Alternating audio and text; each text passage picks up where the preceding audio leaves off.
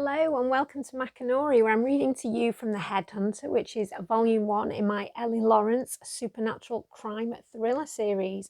And we're up to chapter 14 and it's time for a change in pace because we're going to see things from the antagonist side. About time, I hear you say. So I hope you've got your cuppa and you're ready to listen. She needs to be punished. Why? What's she done really? I mean, come on, look at her. She's gorgeous. And that's supposed to be an excuse? Fucking whore.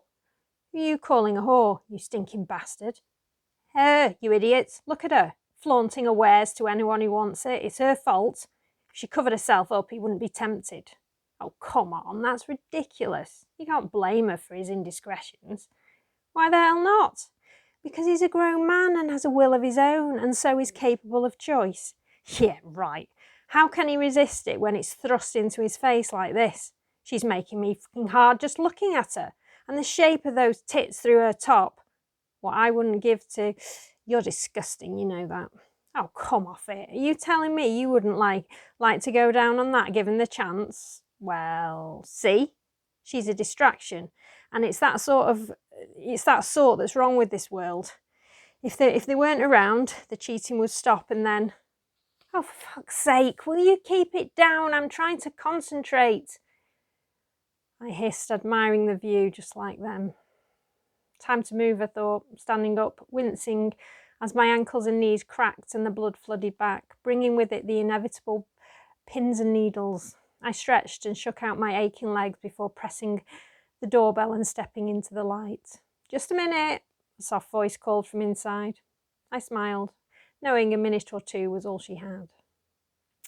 Hey, thanks for coming, the whore said after opening the door. Sorry to drag you out at this hour, but I just wanted it to be perfect for when my boyfriend gets back. He's in the army and is away so much, and I tuned out of all the banal diatribe, so typical of these people, as if it gives them an excuse to do what they do.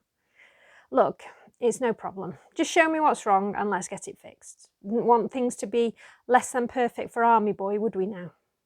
I watched the smile falter on her overly made-up Botoxed face. She didn't say another word, turning her back as she led the way. Perfect. My gaze traced the curve of her neck, so exquisitely presented with her curly dark hair piled on top of her head, almost like an invitation. I smiled and reached behind me for the baton tucked into the waistband of my skinny jeans. I gripped it in both hands and quickened my pace to catch up with her. Then, in one smooth movement, I twisted the baton and pulled it apart, revealing a long strand of piano wire. Raising the garrote, I whipped it over her head and around her throat. The horse screamed, raking her nails against her flesh as she fought valiantly to get hold of the wire. No point, my pretty one. This is what whores deserve. I planted a kiss on her ear and increased the pressure, shivering at the gurgling noises she emitted as the wire sliced through her flesh. It required some help as it struck bone, and so I adapted my technique until I was through. Quickly, I twisted the baton back together just in time to catch the head by its pretty curls, allowing the gym-honed body to drop to the floor. And so there's an introduction to the Headhunter.